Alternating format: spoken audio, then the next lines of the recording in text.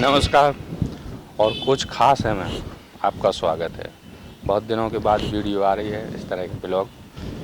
तो आज हम स्पेशल बात करने वाले हैं एक फूल के बारे में, जिसके लिए बहुत से आदमी उसे चंपा कहते हैं, कुछ लोग उसे चमेली कहते हैं, कुछ दूसरे फूलों को भी आदमी चंपा चमेली कह लेते हैं। लेकिन असल में जो चंपा का फूल है वो कुछ लोग नहीं जानते। ऐसा नहीं कि सब नहीं जानते, कुछ लोग नहीं जानते। तो जिसमें से कुछ के नाम तो चंपा मुक्ता तो होता सभी जगह है, भारत में सभी जगह पाया जाता है। विदेशों से ये फूल भारत आया है और भारत में अधिकतर सभी जगह पे मिलता है। और जब आप लोग देखेंगे तो आप भली भांति समझ जाएंगे कि ये चंपा है। तो पहले हम आपको बता दें कि चंपा कितने प्रकार का होता है बस। तो चंपा जो मुक्ता है वो 4-5 प्रकार का पाया जाता है, जिसमें मैंने लिख के रखा है। एक होता है नाग चंपा जो सफ़ेद कलर का होता है। कौन सो? तो चंपा 4-5 प्रकार का होता है। जो आप जो पीछे देख रहे हैं ये चंपा का पेड़ है, इसलिए पेड़ के पास खड़ा हूँ ताकि आप लोग देख लें और समझ लें, क्योंकि कुछ लोगों को चंपा या चमेली में अंतर ही नहीं पता।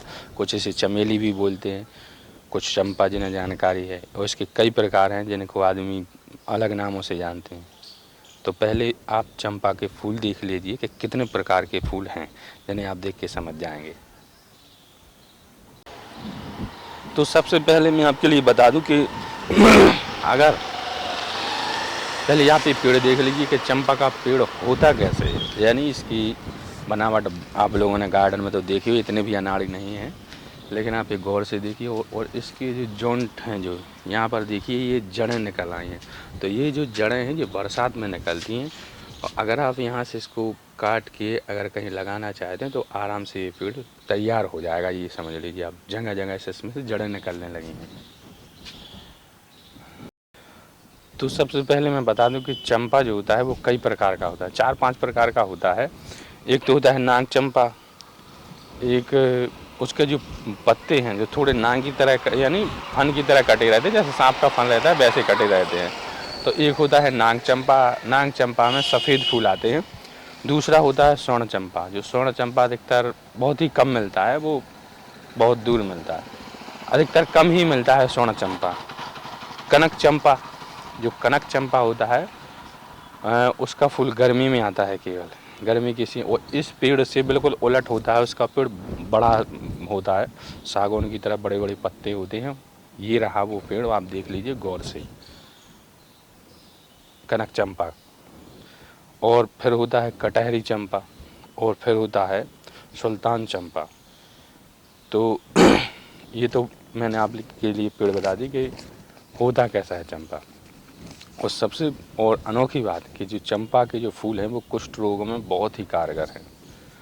तो चंपा रोगों तो चंपा के फूलों की एक कहानी है कि चंपा के फूल भगवान शिव को नहीं चढ़ाए जाते।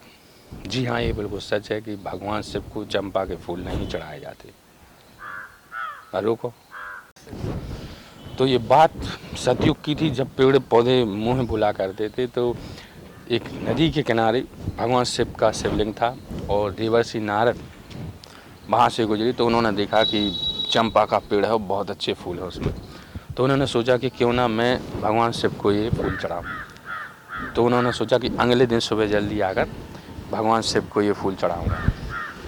जब वो अगले दिन आए, रोको, और जब वो अगले दिन आए तो उन्होंने देखा कि चंपा के फूल पहले से ही भगवान शिव के शिवलिंग पर चढ़े हुए हैं। तो देवर्षि नारद ने पेड़ से पूछा, तो देवर्षि नारद ने चंपा के पेड़ से पूछा कि भाई ये बताओ ये फूल किसने अर्पित कर दिए।